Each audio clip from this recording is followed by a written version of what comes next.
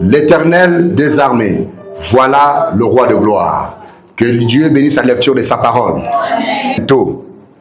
Élevez les portes éternelles, que le roi de gloire fasse son entrée.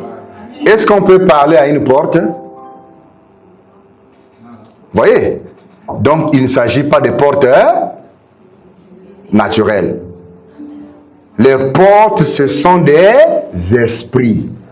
Vous comprenez? Les portes, ce sont des anges. Les anges qui sont autour de Dieu. Et les portes, c'est aussi les mauvais esprits. Donc, les mauvais esprits sont des portes. De même que les anges de Dieu sont aussi des portes. Puisque Dieu lui-même, il est aussi une porte. Et le livre d'Apocalypse, chapitre 3, que nous avons lu la dernière fois, la Bible nous dit,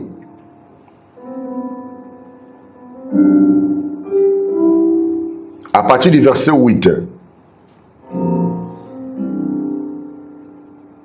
Apocalypse chapitre 3, à partir du verset 8, la Bible dit,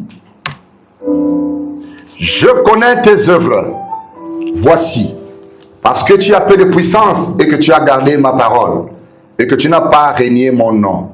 J'ai mis devant toi une porte ouverte que personne ne peut. Et nous avons compris que cette porte ouverte, c'est l'ange du Seigneur. Cette porte ouverte, c'est le Seigneur Jésus-Christ lui-même. Et que le corps de l'homme est constitué de 3 sphères, c'est-à-dire le corps, l'âme et l'esprit. Le corps a des portes, l'âme a aussi des portes, l'esprit a des portes, et donc nous devrions faire très attention à travers les portes que nous détenons. On a des portes physiques. Par exemple, notre bouche est une porte physique, mais il y a aussi la bouche spirituelle. Nos yeux, ce sont des yeux physiques, mais il y a aussi les yeux spirituels. Nos oreilles, c'est naturel, il y a aussi des oreilles spirituelles. Nos mains sont naturelles, il y a aussi des mains. Les pieds, c'est naturel, mais il y a aussi des pieds. Dieu qui nous a créés à son image et à sa ressemblance, voulait dire que Dieu est esprit. Et donc Dieu, en réalité, il est un esprit qui a des mains, il a une tête, il a un corps, mais c'est un corps spirituel. Il a les yeux, il a les mains, il peut toucher, il a la bouche, il peut parler, il a les oreilles, il peut entendre. Mais il lui manque seulement un corps. Et à chaque fois que Dieu veut utiliser quelqu'un, il fait quoi? Il sanctifie le corps de cette personne-là et il entre dans la personne, il l'utilise. Et si lui-même aussi veut descendre sur la terre, il crée un corps lui-même, comme il a créé le corps dans le ventre de Marie. Et le bébé qui est né là, la Bible nous dit, c'était Emmanuel. Dieu parmi nous. Dieu avec nous. Donc Dieu, il n'est pas limité. Il peut prendre n'importe quelle forme qu'il veut. Diminuez encore un peu s'il vous plaît. Il peut prendre n'importe quelle forme qu'il veut. Parce qu'il est Dieu. Et donc, Dieu utilise des portes pour entrer en contact avec nous. Satan aussi utilise des portes pour entrer en contact avec nous. Et nous avons compris la dernière fois que Satan, pour entrer dans ce monde, il avait utilisé Adam et Ève afin de pouvoir obtenir une porte d'entrée qui devait lui permettre d'atteindre la race des humains. La Bible nous dit, dans le livre d'Apocalypse chapitre 12, écoutez ce que nous dit le livre d'Apocalypse chapitre 12. Même si c'est profond, mais je vais vous donner seulement une lecture partielle de ça. Pour savoir comment Satan a fait pour se retrouver au milieu de nous. Apocalypse chapitre 12 dit ceci.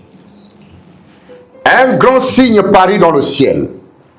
Une femme enveloppée du soleil, la lune sous ses pieds et une couronne de 12 étoiles sur sa tête. Elle était enceinte et elle criait étant en travail et dans les douleurs de l'enfantement. Un autre signe parut encore dans le ciel et voici c'était un grand dragon rouge ayant 7 têtes et 10 cornes et sur ses têtes, 7 diadèmes. Sa queue entraînait le tiers des étoiles du ciel et les jetait sur la terre. Le dragon se tint devant la femme qui allait enfanter afin de dévorer son enfant lorsqu'elle aurait enfanté. Vous lisez ça, non? Elle enfanta un fils qui doit paître toutes les nations avec une verge de fer. Vous voyez Marie, non? Et le fils enfanté, Jésus. Vous voyez, non? Elle enfanta un fils qui doit paître toutes les nations avec une verge de fer.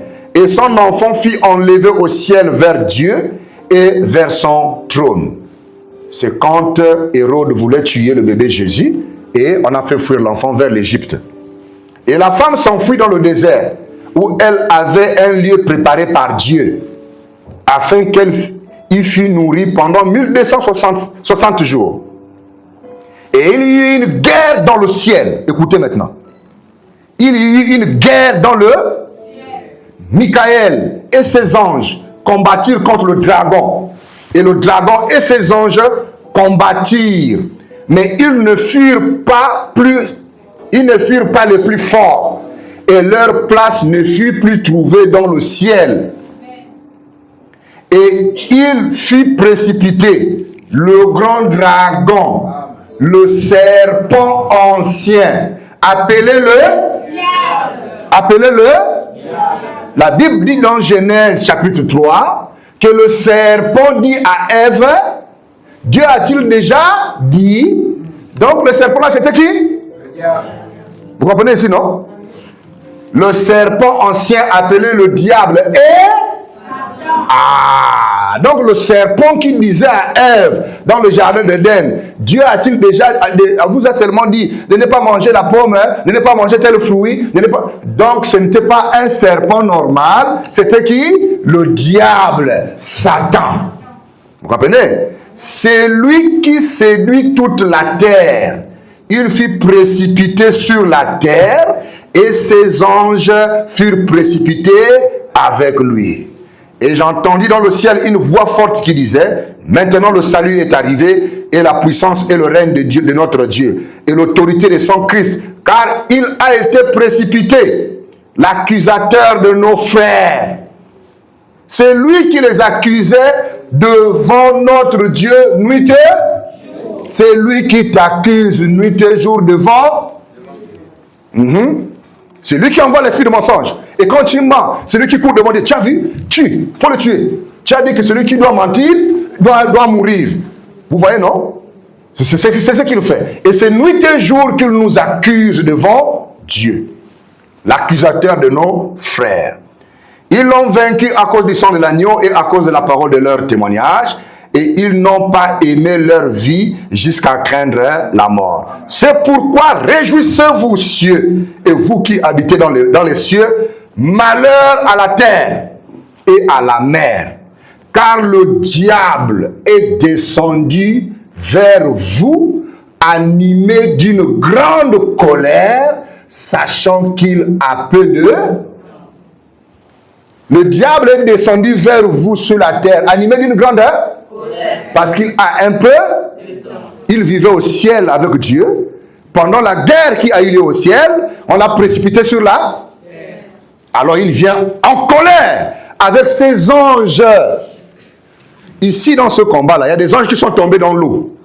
C'est ce qu'on appelle les sirènes des eaux. Il y a des anges qui sont tombés dans la forêt. Les sirènes de forêt. Il y a des anges qui sont tombés dans les airs. La Bible les appelle les esprits des airs. Je vais vous lire ça. Quand vous voyez qu'un avion a fait crash, ce sont les esprits là. Un avion a fait crash. Oh, il y a eu ceci, les esprits des airs. Il y a d'autres qui sont tombés dans les déserts.